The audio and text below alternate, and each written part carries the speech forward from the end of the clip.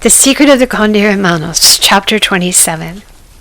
"Helena, pull over, please, immediately," Gwen said with mounting urgency in her voice.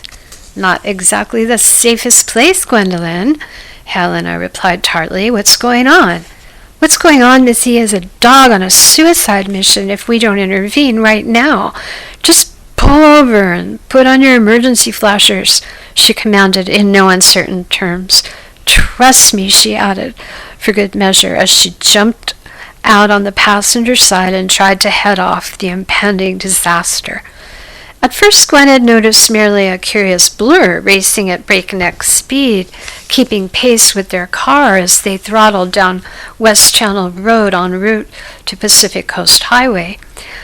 Not that they were actually planning to get on the busy highway. It was rush hour, and they would be better off taking the hairpin turn up to Chautauqua instead of the junction at West Channel and PCH, allowing Helena to take Gwen home by way of Sunset Blvd.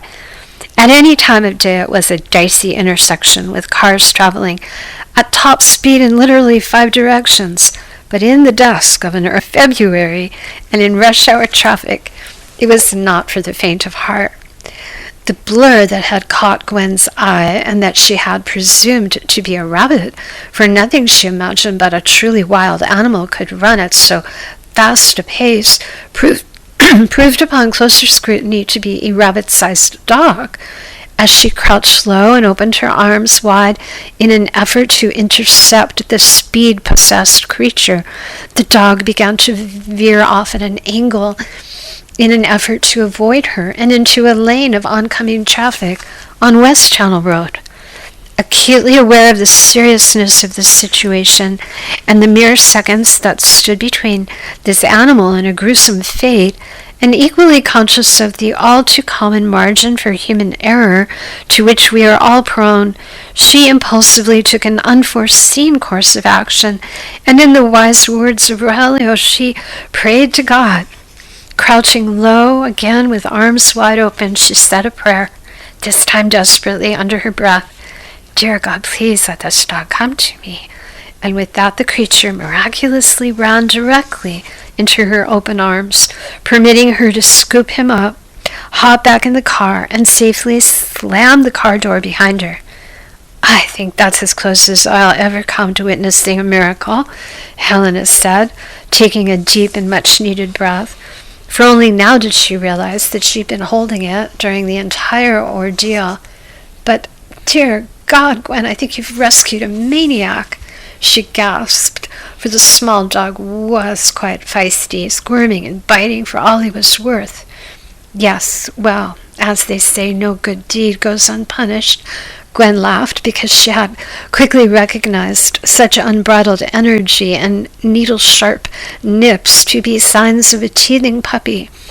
But not just any puppy, for as fate would have it, this particular one appeared to be a purebred pug with a pronounced heart-shaped marking in the center of his wrinkled brow.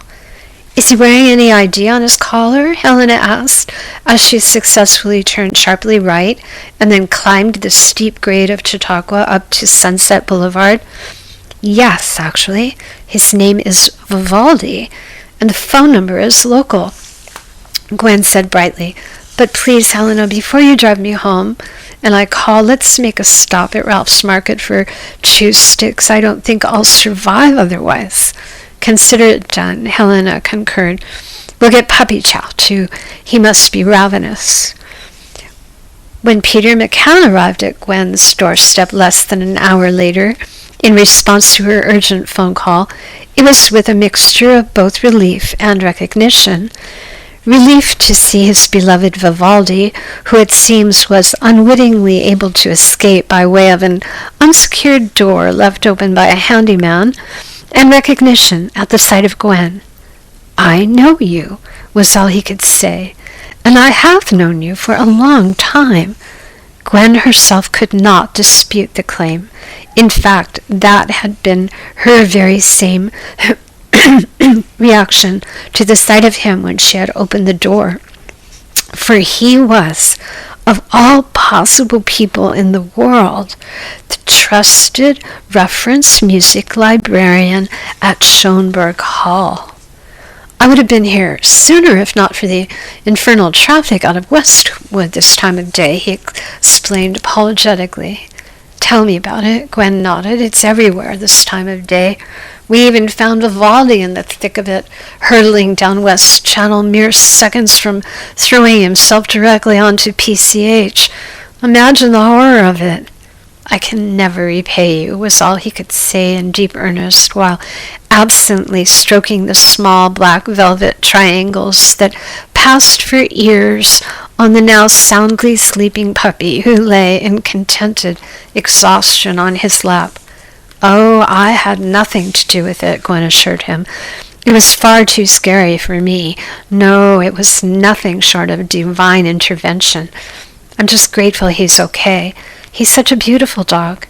Yes, Vivaldi is a fine specimen, third generation AKC, but still in all he's a rescue dog, Peter explained, as Vivaldi snored faintly in the background. How is that even possible? Gwen asked incredulously. It's another story for another day. In fact, I'd like to tell it to you over a thank you lunch at the faculty club at UCLA. Does this Thursday work for you? He asked pointedly. That's the day after tomorrow, isn't it? Gwen asked, squinting as she mentally tried to recollect her schedule for the week. I know it's sudden, Peter McCann said apologetically, but it's important, more important than you could ever dream.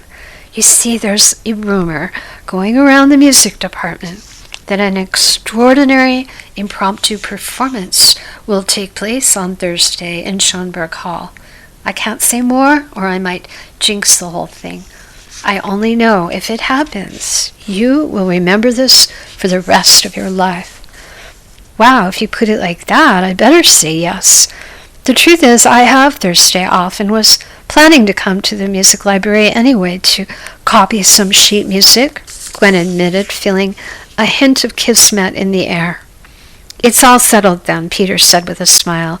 I'll meet you in the library at 11:30. And by the way, I'm a musician also, he added intriguingly. Oh, Gwen said with interest. And what do you play? The violin in a sort of casual Baroque chamber ensemble. We're all members of the music department, he said, grinning.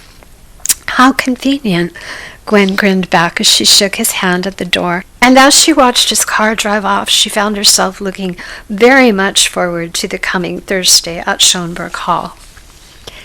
Later that evening, when Helena called, Gwen assured her all was well and the puppy was safely home with his rightful owner, who was coincidentally not a stranger to her. A music librarian at Schoenberg Hall, Helena said in amazement. That's uncanny. What are the odds? I know what you mean, Gwen replied, equally amazed. It does seem improbable, doesn't it? And he lives in Santa Monica Canyon, on Mesa Road, just off West Channel. Plus, he's invited me to lunch on Thursday at the faculty club at UCLA, and to a music performance afterward at Schoenberg Hall that he promises will be the event of a lifetime. I'm impressed, Helena rejoined. I think you and Alice are both turning a corner. Really? Gwen asked anxiously. How is dear Alice? Well, I'm happy to report that she's been saved by her kitten. I've never seen her behave more responsibly. She's even thinking of calling Valentina on her birthday to extend an olive branch, Helena explained. And who might Valentina be? Gwen inquired, having never heard the name mentioned before. Her estranged mother in France, Helena said succinctly. I'm so very glad, Gwen responded sincerely, as it occurred to her that she too had not so much saved Pug that day as, in all probability, herself been saved by a pug.